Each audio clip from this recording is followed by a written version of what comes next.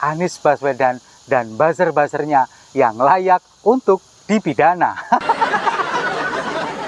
Lah, kenapa kok saya bilang begitu? Ini ada fakta dan data yang sudah saya kumpulkan. Mari kita simak bersama-sama.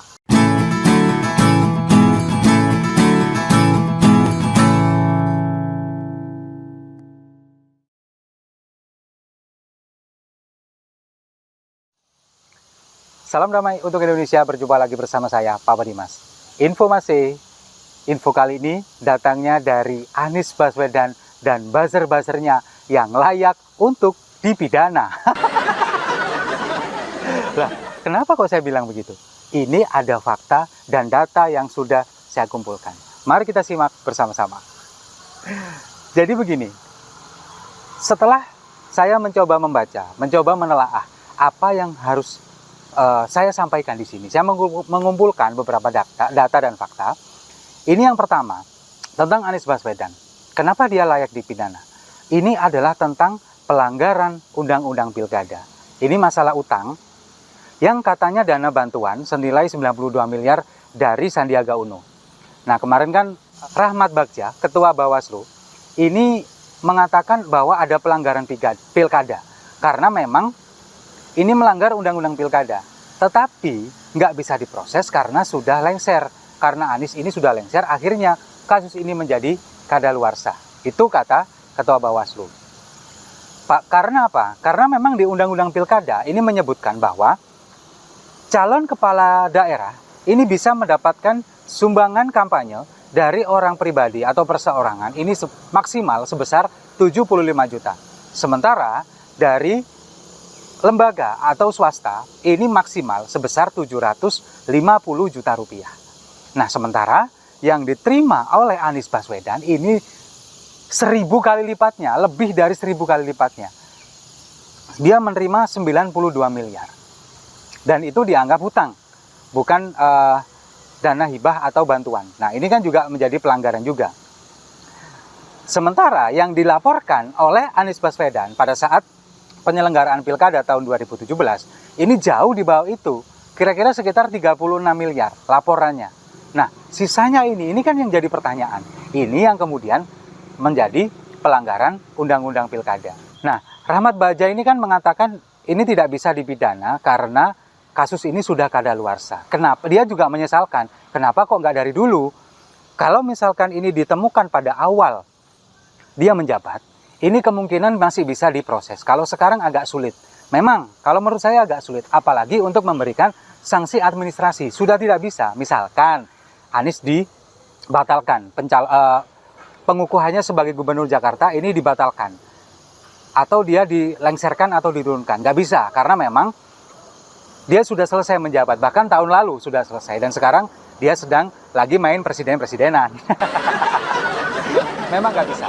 Tapi kalau menurut saya, kalau ini memenuhi unsur pidana, ini masih bisa diproses. Asalkan ada niat untuk menelusuri ini semua dan untuk menyelidiki, masih bisa. Karena apa? Unsur pidana ini meskipun ada masa kadaluarsanya, unsur pidana lain pun, kejahatan pidana lain pun, ini ada masa berlakunya. Kalau misalkan sudah melewati berapa puluh tahun, ini nggak bisa diproses.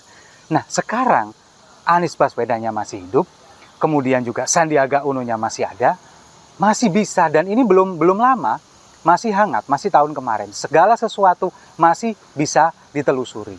Bahkan bawahannya yang menjabat di beberapa SKPD di pemerintahan Provinsi DKI, ini juga orang-orangnya beberapa juga masih sama. Jadi untuk mencari dokumen, untuk menelusuri ini nggak susah.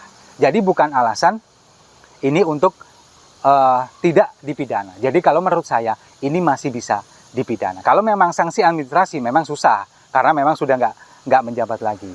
Nah, kemudian apa yang disampaikan oleh Ketua Bawaslu ini, Rahmat Bagja, ini direspon oleh salah satu tim suksesnya Anies Baswedan, yakni Henry Satrio atau Hensat. Henry Satrio ini mengatakan bahwa Anies ini adalah pemimpin yang penuh ide dan gagasan tapi nggak punya duit. Nggak punya duit tapi ngotot aja kepingin jadi gubernur, ya kan. Jadi dia menanyakan begini, apakah orang yang pun penuh dengan ide dan gagasan kemudian nggak punya duit itu nggak bisa maju menjadi kepala daerah atau bahkan sekarang menjadi presiden, nah itu pertanyaannya.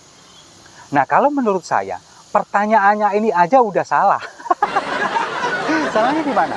Yang pertama, kalau misalkan dia mengatakan bahwa Anies ini adalah orang yang penuh ide dan gagasan. Iya, betul. Dia adalah orang yang penuh ide dan gagasan. Sangat konseptual, seperti kata Rocky Gerung. Tapi, untuk eksekusi, semuanya nol besar. Semua ide dan gagasannya, meskipun ide dan gagasannya out of the box, kalau kita lihat, idenya itu insidental dan banyakan absurd. Tapi untuk eksekusi, nol besar. Nggak ada, sama sekali nggak ada. Nah, kemudian untuk masalah orang yang nggak punya duit, nggak boleh maju pilkada. Ini pun pertanyaannya salah. Yang bilang nggak boleh siapa? Boleh. Di undang-undang pilkada ada, cuman ada batasannya, ada aturannya. Untuk sumbangan, seperti yang saya sampaikan tadi di undang-undang pilkada, untuk sumbangan dari orang pribadi itu maksimal 75 juta, sementara untuk lembaga atau swasta ini maksimal 750 juta. Sementara yang diterima Anies ini 92 miliar dan yang dilaporkan 36 miliar. Sudah kacau semua, ini sudah menyalahi, sangat-sangat menyalahi undang-undang. Anies sudah melanggar undang-undang pilkada dan berpotensi untuk dipidana. Dan menurut saya sangat layak. Bener kan? Meskipun Ketua Bawaslu ini mengatakan bahwa ini sudah kadaluarsa, Kadrun jangan seneng dulu. Ini masih bisa diproses, masih bisa dipidana. Lalu yang kedua, buzzer-buzzer pendukungnya Anies Baswedan. Ini sangat bisa dipidana. Kenapa?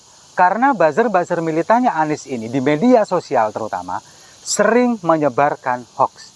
Tapi masih didiamkan oleh tim polisi cyber polis yang ada di media sosial.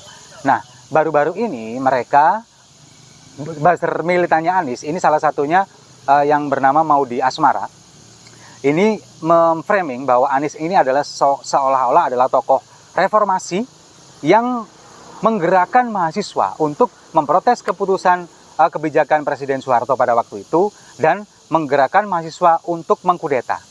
Padahal kenyataannya Anies Baswedan pada tahun 98 dia sedang asik kuliah di Amerika. Lah menggerakkannya dari mana? Pada waktu itu belum ada WhatsApp group loh. Dia lagi asik kuliah di Amerika. Menggerakkannya di mana? Bahkan menurut kabar, Anies itu pada saat itu di sana, dia itu belum tahu kalau Presiden Soeharto sudah dilengserkan. Nah, ini yang menurut saya, buzzer-buzzernya ini sering menebar hoax. Tujuannya untuk apa? Untuk memframing Anies bahwa seolah-olah dia ini berjasa untuk negara, untuk melambungkan namanya. Nah, padahal kalau kita lihat di tahun 98, aktivis-aktivis 98 pada waktu itu, yang paling menonjol kita melihat ada Budiman Sujatmiko, ada Adian Apitupulu yang sampai detik ini masih terus pro kepada pemerintah, kemudian juga menggaungkan itu reformasi dalam bentuk dialihkan dalam bentuk kontribusi mereka kepada negara. Seperti Adian Apitupulu, dia selalu ada meskipun dia masuk partai PDI Perjuangan, tapi dia terus mengawal apa yang dilakukan oleh Presiden Jokowi. Sementara Budiman Sujatmiko kita tahu dia sangat berjasa untuk menelurkan undang-undang desa. Jadi desa-desa yang ada di Indonesia ini dimulai dari awal, dari bawah, desa-desa digerakkan, dimajukan, dicerdaskan petani-petani, orang-orang yang ada di desa, kemudian untuk bisa menjadi bangsa ini menjadi lebih baik lagi. Sementara nama Anies Baswedan baru mencuat ya sekitar 10 atau 15 tahun belakangan ketika dia menjadi rektor termuda di Universitas Paramadina. Nah, itu pun katanya, entah benar atau enggak, dia mendapatkan jabatan rektor itu dengan cara yang enggak benar. Saya nggak tahu, tapi katanya orang-orang begitu. Nah, kemudian kita kembali lagi ke masalah buzzer-buzzer Anies yang militan di media sosial.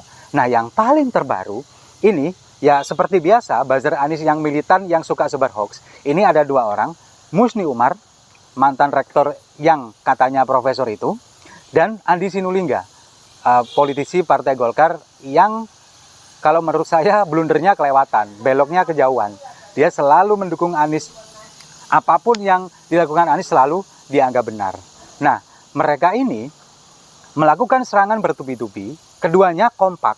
Ini meretweet sebuah video tentang kondisi jalan di Kecamatan Seko, Kabupaten Luwu Utara, Sulawesi Selatan. Bahkan di video itu, ini dinarasikan bahwa ojek pun harus menerapkan tarif yang sangat mahal karena beratnya medan di Kecamatan Seko itu. Padahal faktanya, video itu adalah video tahun 2014, ketika Presiden Jokowi baru saja menjabat sebagai presiden. Sementara di tahun 2019, daerah Seko, Kecamatan Seko, Kabupaten Luwu Utara, Sulawesi Selatan sudah diaspal. Bahkan dana, karena itu adalah bukan hanya di kecamatan itu saja, karena itu adalah jalan provinsi, kemudian dananya ini sudah disiapkan 100 miliar pada waktu itu. Yang 70% ini dari pemerintah Provinsi Sulawesi Selatan, sementara 30%-nya adalah dana dari pemerintah pusat, dari APBN. Nah, selama Indonesia merdeka, mulai tahun 1945 sampai tahun 2019, selama 74 tahun, baru pertama kalinya di Kecamatan Seko, di Luwu Utara, Sulawesi Selatan, baru pertama kalinya diaspal. Dan itu terjadi di era siapa? Presiden Joko Widodo. Fakta nggak bisa membantah itu semua. Tapi, apa yang mereka lakukan itu adalah untuk tujuannya adalah untuk memframing bahwa seolah-olah Presiden Jokowi ini lebih mementingkan proyek kereta cepat yang sekarang sedang digagas, yang hampir selesai. Kemudian ingin memframing bahwa Presiden Jokowi ini juga menghabiskan banyak anggaran untuk jalan seperti Trans Sumatera, Trans Jawa, Trans Papua, jalan tol, jalan-jalan besar, sementara di pelosok-pelosok tidak dipedulikan. Itu framing mereka. Tujuannya apa? Untuk ingin memframing bahwa seolah-olah Presiden Jokowi ini sangat berambisi. Ambisinya sangat besar untuk berhutang ke luar negeri, ambisinya ini sangat besar untuk membangun infrastruktur dengan harapan nanti proyek-proyek ini banyak menghasilkan cuan juga. Nah, sepertinya framingnya seperti itu. Padahal mereka ini salah besar dan mereka ini sudah membuat hoax, memframing secara jahat. Lah, kalau menurut saya ini sudah sangat koplak. Nah, yang seperti ini sudah harus ditindak oleh cyber Polri. Sudah harus ditindak oleh polisi cyber yang ada di media sosial. Mereka ini layak dipidana. Karena apa?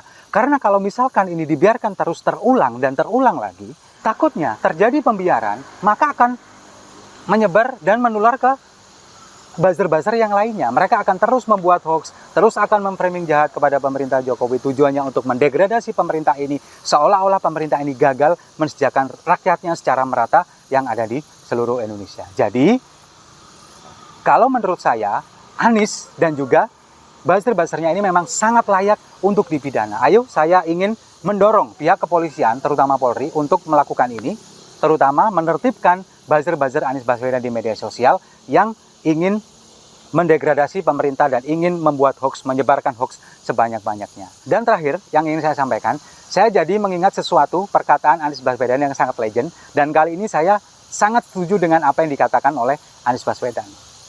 Bahwa kelakuan pendukung ini mencerminkan sifat dari orang yang didukung. Setuju ya? Saya rasa itu. Terima kasih sudah menyimak. Jangan lupa like, komen, dan subscribe. Sampai jumpa di video-video saya selanjutnya. Salam damai untuk Indonesia.